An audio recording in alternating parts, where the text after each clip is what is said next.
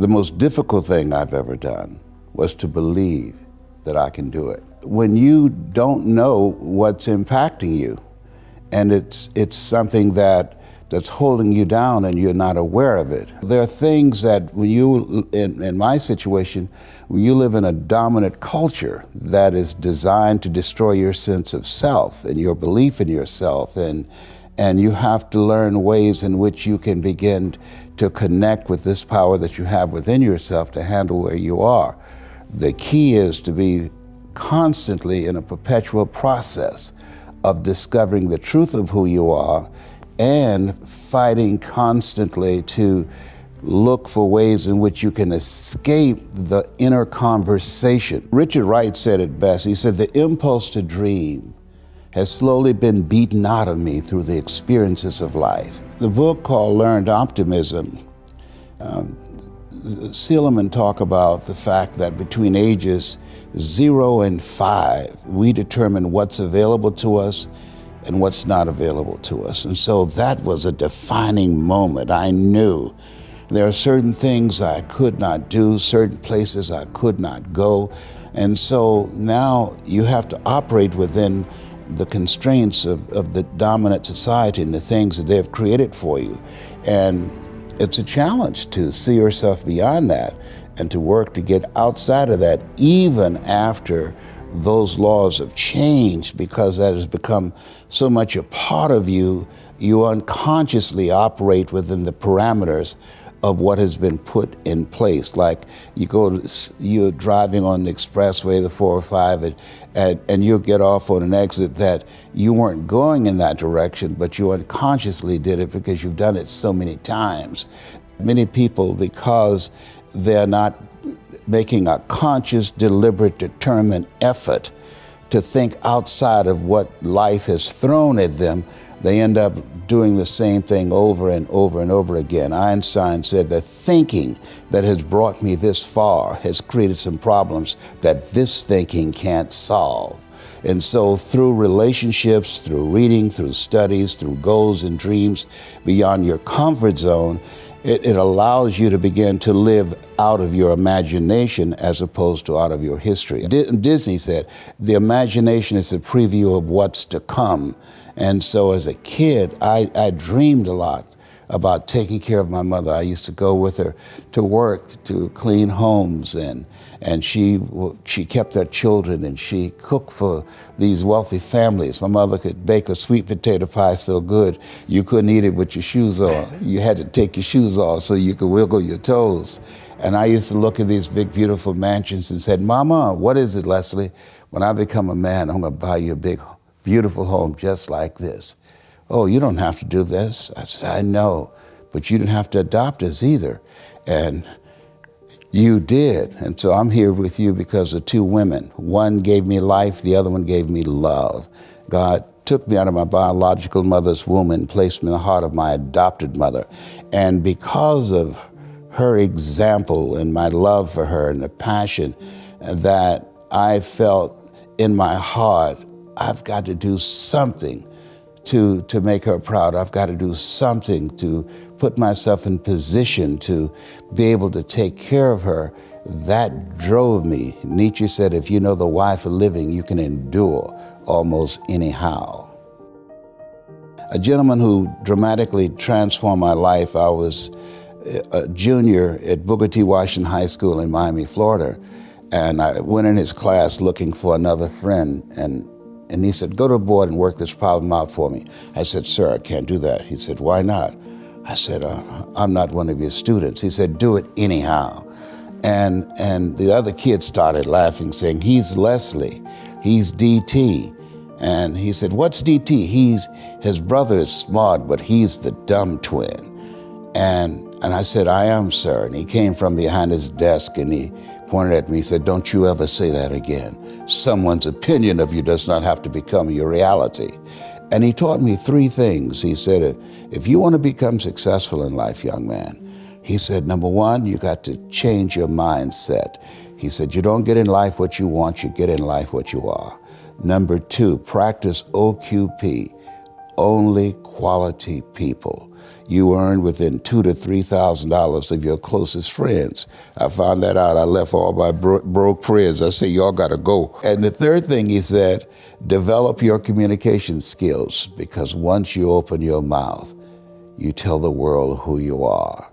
He said, those are three major things that you want to work on that will liberate you from living in Liberty City, living in poverty in Overtown. It will help to escape out of where you are right now, because I see you watching me and I know you want more. I can see the hunger in your eyes. I believe that all of us are born unique, but most of us die copies. You got to find out what is it that turns you on, what resonates with you. One of the things that I realized and what allowed me to become successful as a speaker, the speaking industry has been hijacked by people who speak to sell, and it's okay to do that and make money. I speak to change lives because somebody spoke and change my life. So this is my passion. This is my drive. This is something that I feel in my heart. And so the key to that hunger-driven life is a heart-centered life.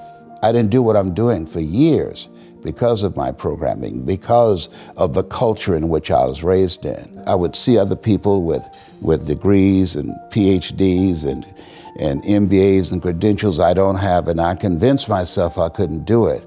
But Mr. Washington, on that day, we became friends, and he taught me not only someone's opinion of you does not have to determine your reality.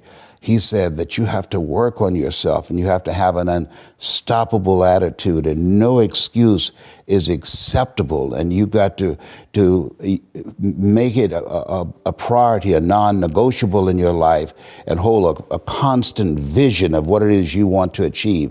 See it accomplished and go all out. Find a way to win. In spite of the setbacks, in spite of the disappointments, in spite of your failures. I tell people when I'm giving presentations, you will fail your way to success. Life knocks you down, try and land on your back, because if you can look up, you can get up. Those experiences of going after goals that's beyond your comfort zone, and having relationships that will challenge you, and surrounding yourself with coaches and mentors who can take you to a place within yourself that you can't go by yourself, because you can't read the label when you're locked in the box.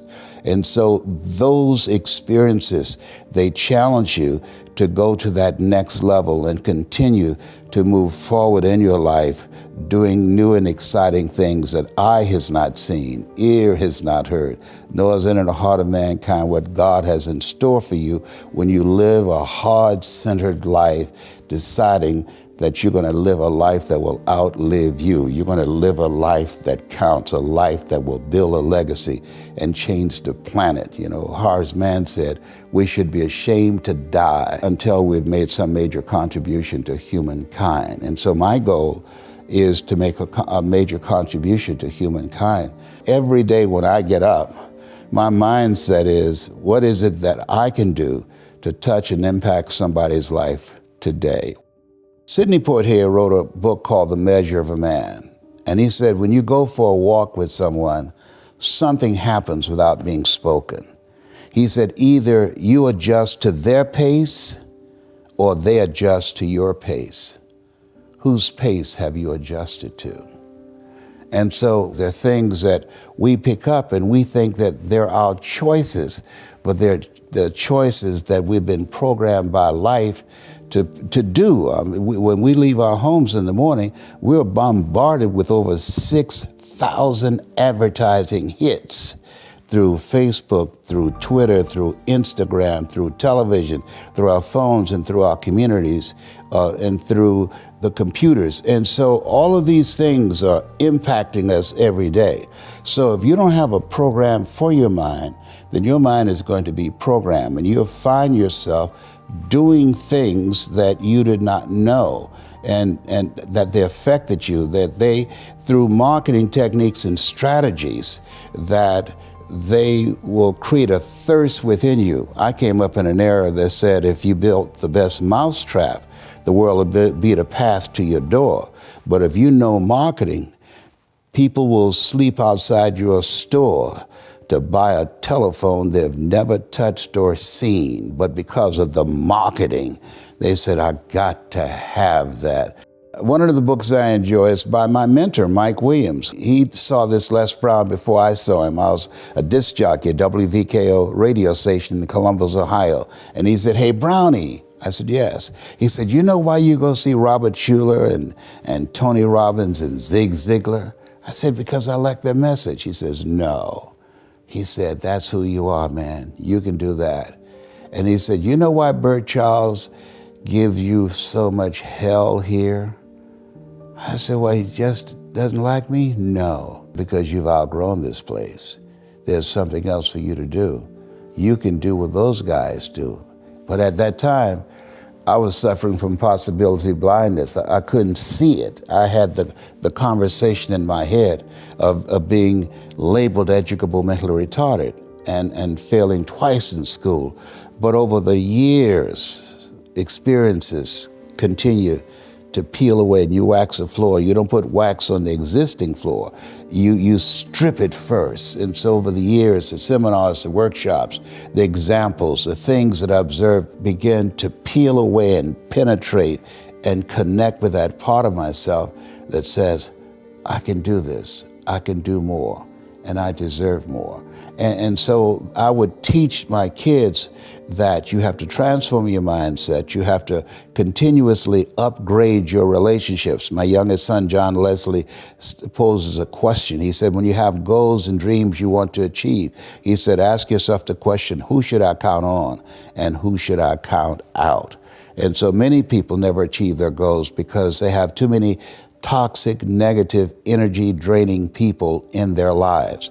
And you have to have goals outside of your comfort zone that will challenge you, because in order to do something you've never done, you've got to become someone you've never been. And you got to have a mentor who's experienced, who's been there, done that. And as a result of that relationship, because you can't see the picture when you're in the frame, Muhammad Ali said, I'm the greatest, but he never won a championship without Angelo Dundee. And Michael Jordan never won a championship without Phil Jackson. So you've got to have someone that can see something in you that you can't see, that can take you to a place within yourself that you can't go by yourself. So I would teach them the value of having a life coach, that life is an adventure and it's going to be a challenge, and get ready because you're going to fail your way to success. You're going to get slapped around by life. And don't spend time complaining about it and telling everybody 80% don't care. Another one that's a little known book that people don't talk about is by Robert Collier called Secret of the Ages. That's a book that really inspired me, that Mr. Washington gave me, Secret of the Ages. The secret of the age is that you have the power to do more than you can ever begin to imagine. Don't underestimate yourself. You don't know enough about yourself to become a cynic. And so you've got to challenge yourself to access that power that you have within you. You're more than a conqueror. And the other one is a little small book that I don't care how many times I read it, I always get something of value. James Allen, As a Man Thinketh. And they have a female version of it, As a Woman Thinketh. Those are books that I enjoy very much. His focus on the value of not only just changing your mind, but having a program to do maintenance work on your mind, because those negative thoughts will come back with a vengeance. Once you stop the ritual of whatever you are doing, that will hold those negative thoughts in check. Negative thoughts are like weeds. You can't kill weeds. You can hold them down for a minute, but once you stop doing the things to overpower those negative thoughts, because we've been taught to dislike ourselves. MIT did this study that somebody else has to come along and say, don't pay any attention. You can do it 17 times to neutralize that one time. And so when we think about his work, it's focused on how to begin to get under those conscious thoughts and impact that subconscious mind to create an ongoing process of renewing how we see ourselves. 4 steps to greatness, and it's a cyclic process. One, self-awareness, where you constantly, every day when I get up, I read. I get up and there's a scripture I love, because all things work together for good for those who love God and for those who are called according to his purpose. And so I meditate on that, and I visualize myself doing some good stuff in the planet. The next step is not only self-awareness, but the next thing is self-approval, that you have to have a program that will increase your sense of self, reading, doing good work, volunteering, constantly looking for ways in which you can improve all the dimensions of your life, being a better father, being a better husband, a wife, or being a better person, because we want to have a holistic approach to life. Because if your achievements outgrow your sense of self, you will unconsciously engage in self-destructive behavior. And we're witnessing that now on a national level. Whenever I go after a goal, even though I don't have the money, even though I don't have the resources, even though I don't have the connections. I remember sending one of my messages to Gunther Rinker, who had a commercial for Tony Robbins' Personal Power every 30 minutes on television. So I sent them one of my motivational cassette tapes at that time. And they sent me a letter back, said, "You got an inspiring story, but you're black." And I wrote back and said, "Thank you for telling me. I never would have known that had you not reminded me." At the end of it, I wrote, "I'll see you from the top." and so I used to sell television sets, and I would knock sometimes 10:30 at night, and, "Hi, would you like to buy a nice working television set? No money down? Do you know what time it is?" "Yes, I do. I'm going to buy groceries for our family. Somebody's going to buy a nice working television set from me tonight, and it might as well be you." And they say, "Come on in here, fool. It better be a good one." So I learned how to be unstoppable. They were getting money just to have a good time, to party on the weekend. I was earning money so that we could eat. I've got to do this. I made a commitment. I'm going to make enough money to put groceries on our table. You make the horse thirsty by finding out what is it that will create that thirst. One of the advantages that I had coming into the speaking industry, Mike Williams, my mentor, said, "Brownie, craft and create a story out of your experiences and things you've observed and learned to begin to allow them to see a vision of themselves differently than what they had when you came in. Orchestrate an experience. That experience is major. If information could change people, everybody would be skinny, rich, and happy." What is the specific impact that you want to have on the world? I aspire to inspire until I expire.